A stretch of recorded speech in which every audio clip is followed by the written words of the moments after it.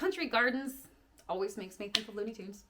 That's just what it is. We are in C major. We have some slurs.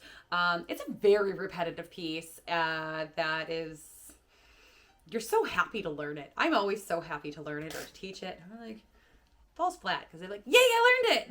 And then it's just the same thing over and over and over again. So it's a cute piece. We have low twos on the, technically on the D, A, and E, but we're not going on the E string at all.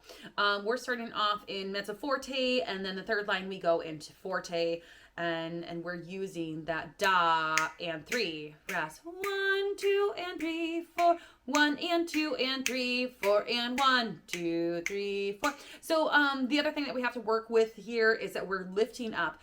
In that third measure, we're going G to C, so 3 to 3. And I'm simply just lifting and setting. Bow 2. And I'm not doing anything fancy. I'm not in a rush to get there. I'm not jumping. Bum, bum, bum. If I know the notes. And so I'm just 3, 3. We're not in a rush to get there. Breathe as you do it. We're not gonna beat ourselves there. All right, starting with a low 2. 1, 2, ready, go.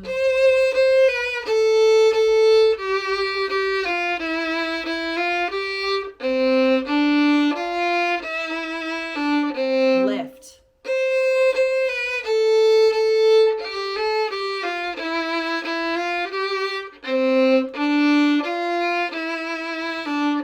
Lift.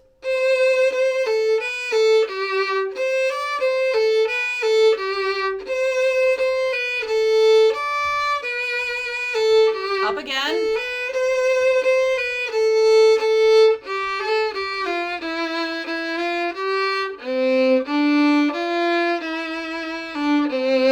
So I had an up at the end of that third line, and you can just do a quick little breath right there. And